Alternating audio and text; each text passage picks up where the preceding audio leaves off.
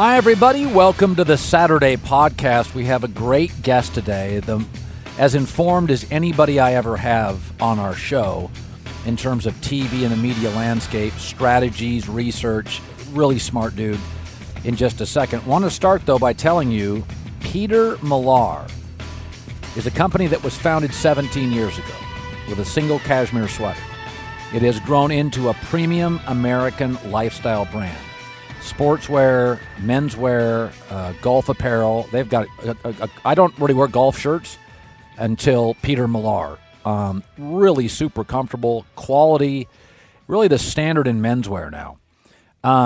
I've been receiving all of my style tips from these guys at Peter Millar, and especially if you like to golf, I just think it's the best stuff out there. 5-pocket pants, really, really comfortable, but professional looking.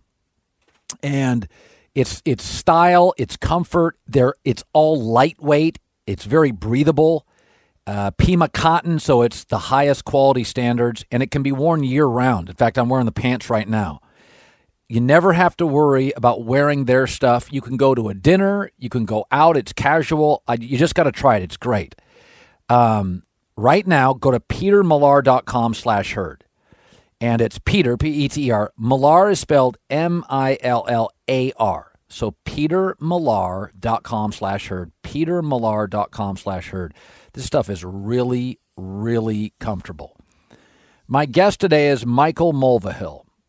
He is the Fox Sports Executive Vice President in terms of research, league operations, and strategy. You can follow him on Twitter. I do, at Mulvihill79. There is no media critic in the country that has the depth of knowledge, the understanding, and the accuracy of what we do and what we're doing. And Michael Mulvihill now joins us on the show. Michael, I want to start with legal sports gambling. Listen, it's one of those things when it comes to sex, drugs, and rock and roll and gambling. Americans historically, we're going to do it.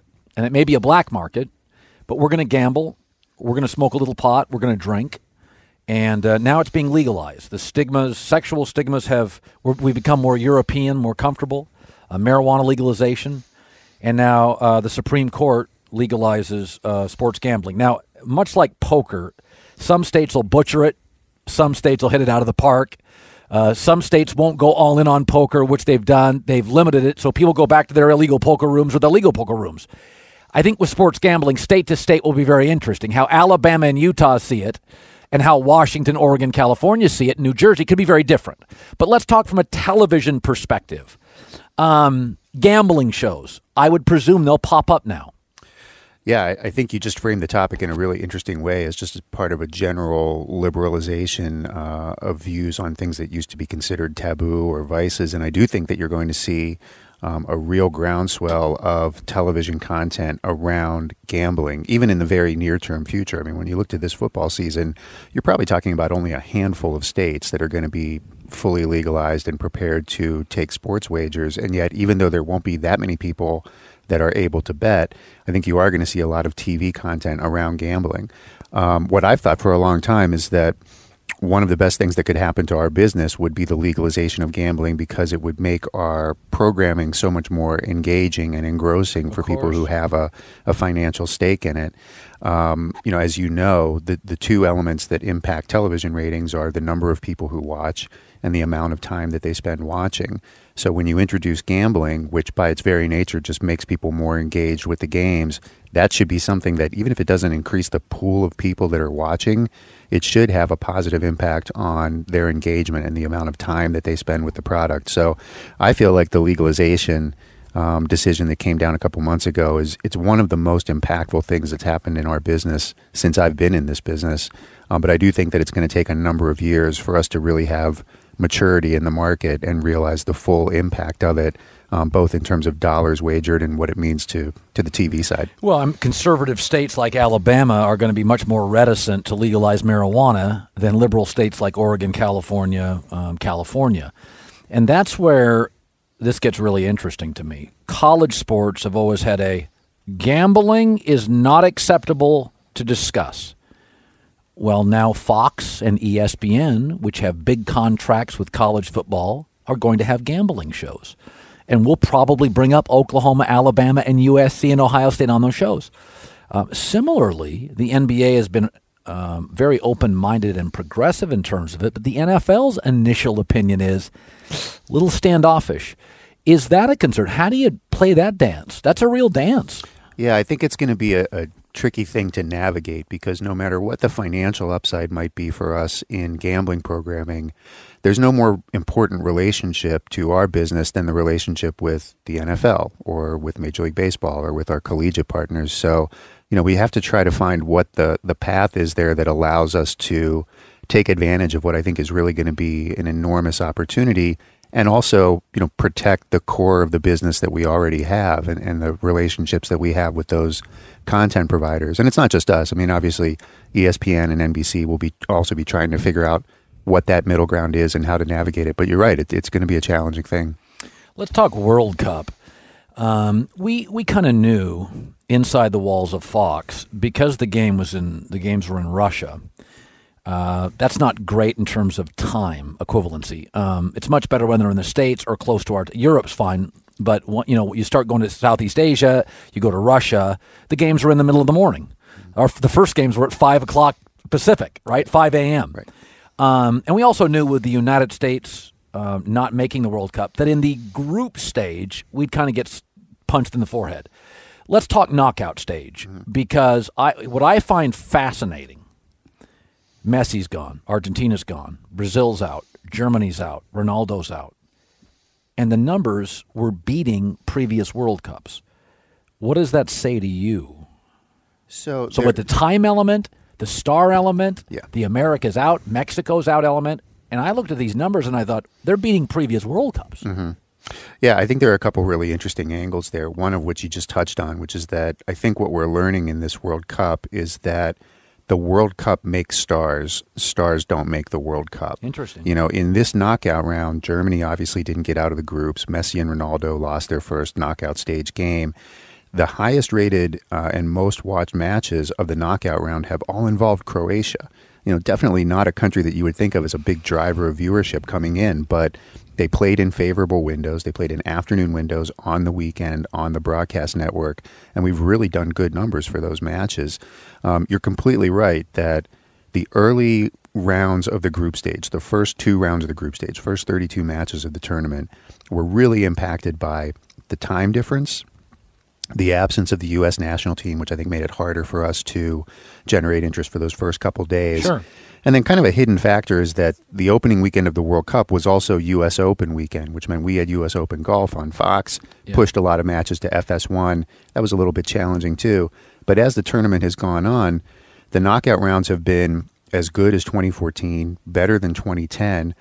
We just, in the last hour, got the rating for yesterday's semifinal, England and Croatia.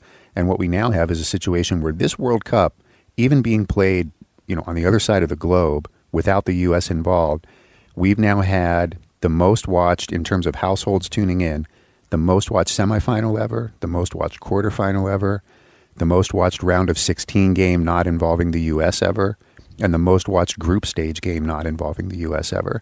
I think that's an amazing accomplishment. When you talk about, there were some really dire forecasts when the U.S. was eliminated last fall, and it's really turned around. I think what it really shows, the growth of soccer. Yeah, I do too. It really, listen, it just take out, because soccer's always been polarizing in America. It's not us, we're not elite at it, right?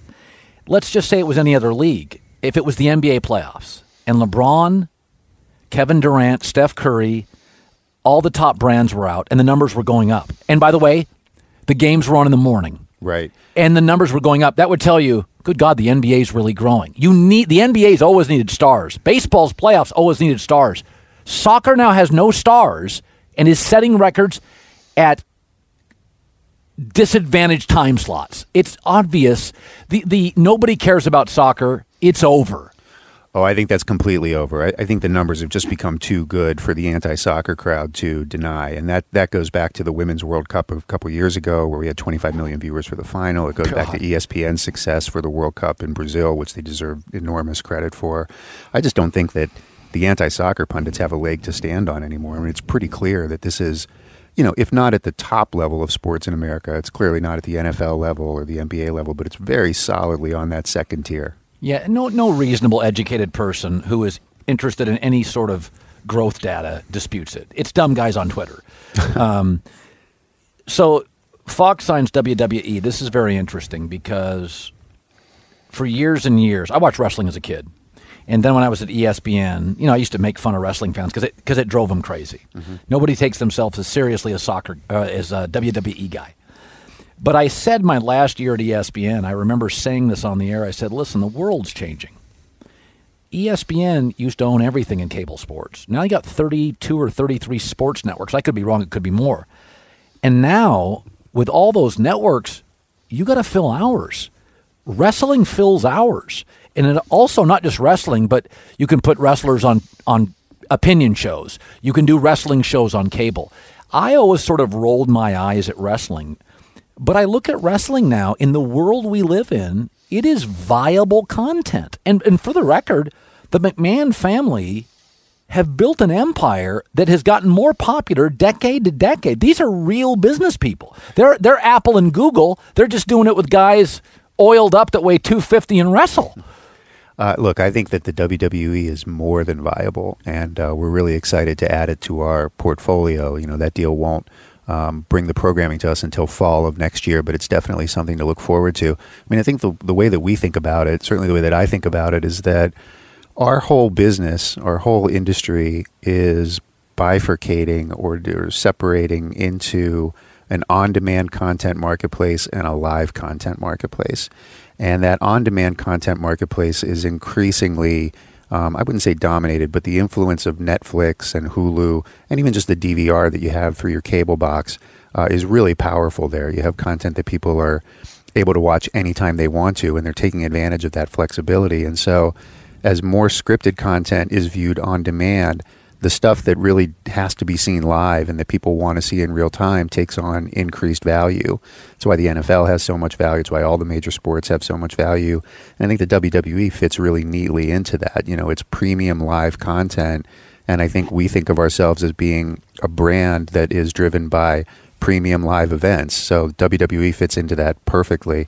I think it also sends a signal to the marketplace. I'm sure a lot of your listeners are aware that Disney and Comcast have been, engaged in a process to try to buy some of the assets of our company, and it leads to a lot of speculation about what Fox will look like after all that is done.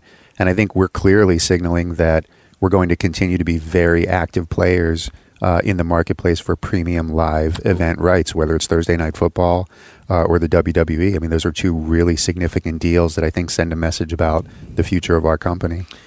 The truth is, most of us are brushing our teeth wrong. Not long enough. You change your brush irregularly. Yeah, don't pay attention to the flashy gimmicks. Pay attention to brushing. And this is where a new company comes in that's interesting. For starters, it's called Quip. Quip is an electric toothbrush, a fraction of the cost of bulkier brushes. It still packs the right amount of vibrations to clean your teeth. Quip has a built-in timer that helps you clean for the dentist recommended 2 minutes with the guiding pulses that remind you when to switch sides.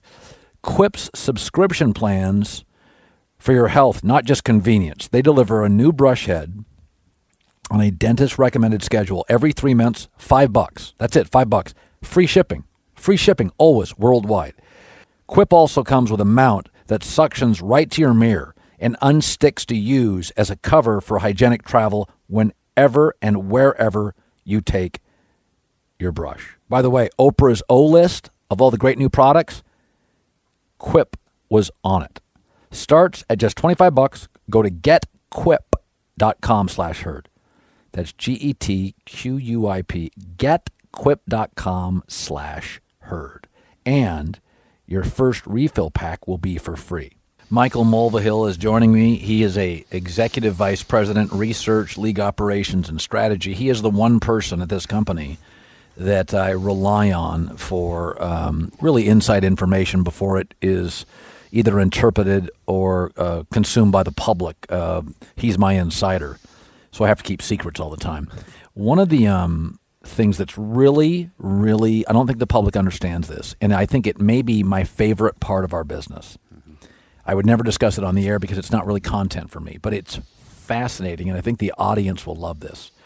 That Fox and ESPN with, say, college football, you draft the games. You actually work very closely with ESPN.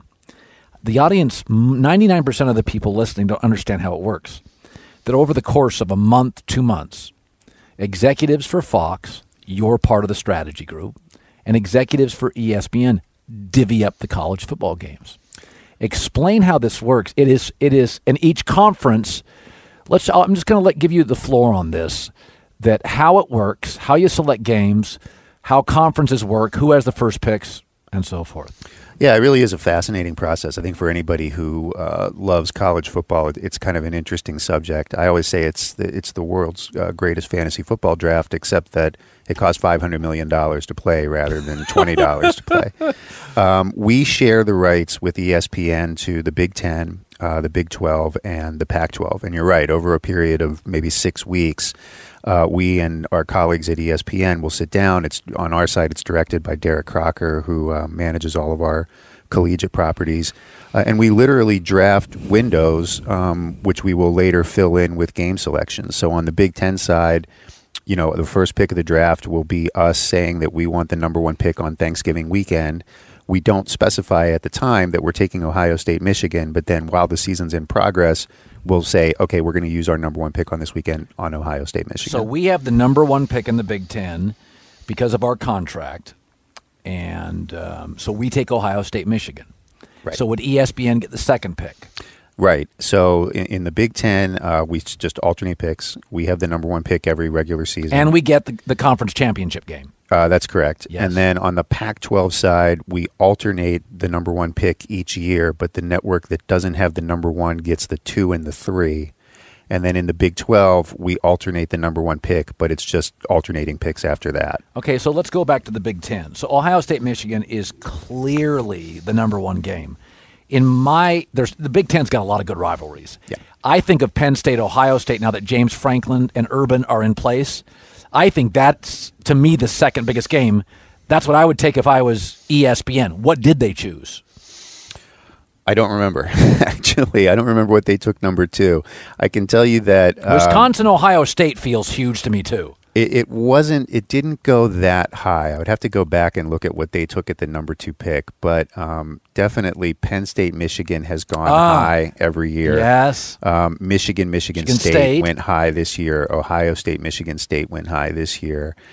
We definitely came into the draft with a particular opinion about Michigan and Michigan State as teams with maybe some upside, and I think we were pretty aggressive in taking those games. Now, it should be noted that, let's tell the audience this, you will elevate and devalue teams based on how good they'll be. Michigan State last year was in a rebuilding mode. They weren't a priority for Fox. This year, they are. They're a better team. By the way, Scott Frost in Nebraska, my guess is in about 24 months, Nebraska will be really important because he's going to make them as good as they can be, and they have a large following. Oh, I have to agree. I mean, I think Nebraska is the sleeping giant in that conference, and we definitely treat them as a brand that has a lot of upside for us. I mean, I think the part that's interesting in the draft in all 3 of those conferences, the most interesting part, is trying to value the brand strength of some of these schools with their potential, or what we perceive to be their potential, to have a winning season. Sometimes you have schools that are great brands. You're not sure if they're necessarily a 9 or 10 win team. Other times you have schools that you think can win 9 or 10 games, but they're not necessarily national drivers of ratings. And how do you weigh those 2 factors? I mean, that's always kind of a challenging question. Texas, Oklahoma is the big game in the Big 12, I imagine. It is, and we did take that. We'll have that down at the Cotton Bowl in October. Pac-12. USC, UCLA. Now, I would say Pac-12 it would be USC, Notre Dame. Yeah, and what we took was a non-conference game. We took USC, Texas. Oh, okay. Yep. And then, by the way, that guarantees they should both be undefeated, by the way. What's interesting about that, Notre Dame USC is big, but what happens if Notre Dame and USC, one of them has 4 losses? USC Texas is week 2. It's a September game. Yes. So, yeah, we would expect that both teams will come in, still with high hopes for the season. Michael Mulvihill joining us. Let me throw something at you. This is just the world we live in. Newspapers do not deliver urgency. They deliver depth. But I think one of the reasons radio audio is still doing very well, newspapers haven't. Radio delivers urgency, breaking news on radio. I've spotted LeBron. Let's talk about it. Strong opinions happening in real time. Leagues understand. They see what's happening to newspapers. They see what's happening. We're staring at our phones. They want shorter games. I've always argued one of the appealing things to me personally about soccer, game starts at 4. I can tell my wife, hey, it's 6, let's go to dinner.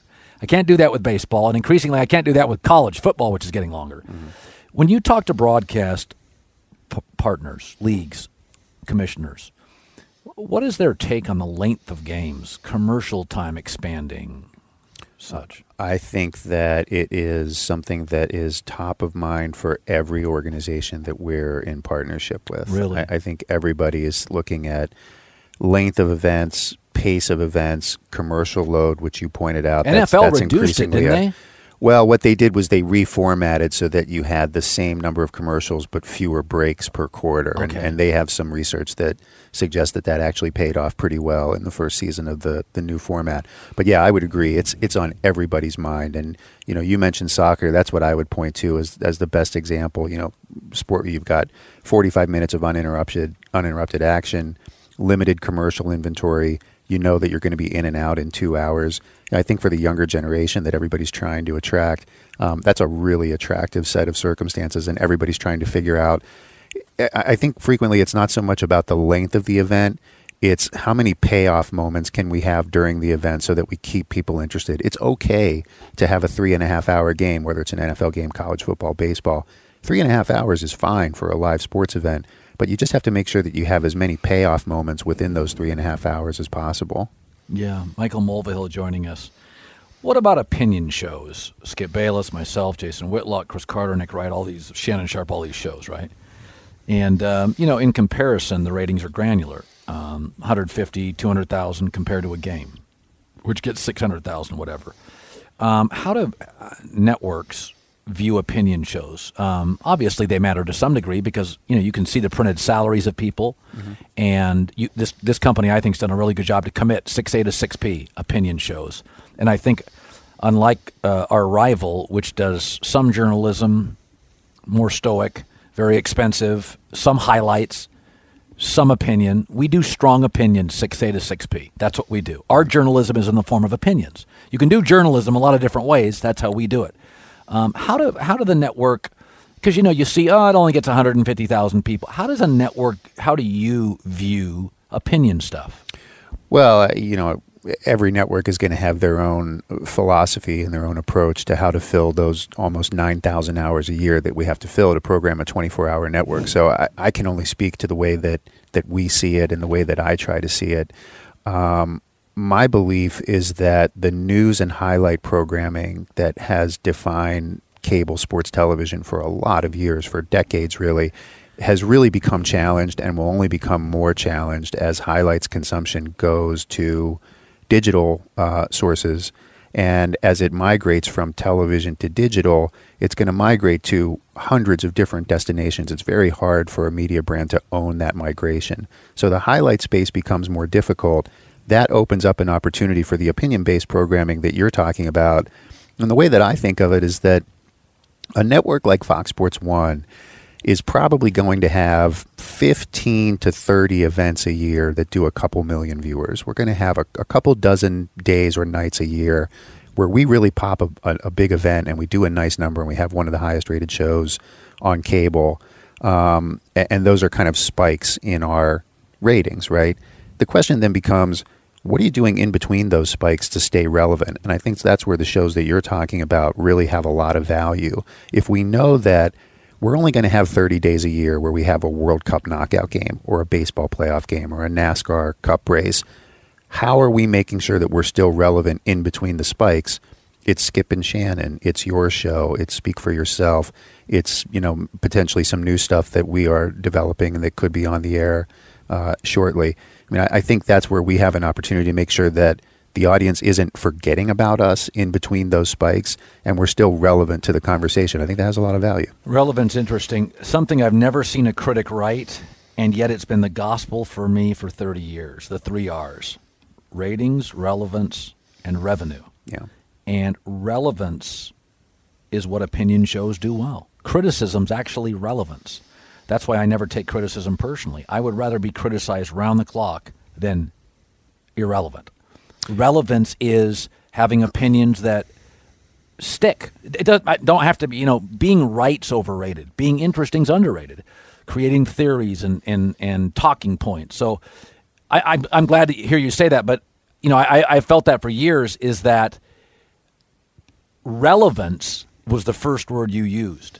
To be relevant, you have to be discussed. Well, that's often critically discussed. Yeah, and the fourth R that I would throw into that is relationships, right? Ratings, revenue, relevance, relationships. Ratings and revenue, I mean, those are just hard numbers. Those are easy things to track. Relevance and relationships are a little bit squishier, and you can have varying opinions in how to define them. But I think relevance is absolutely essential to the strength of our brand.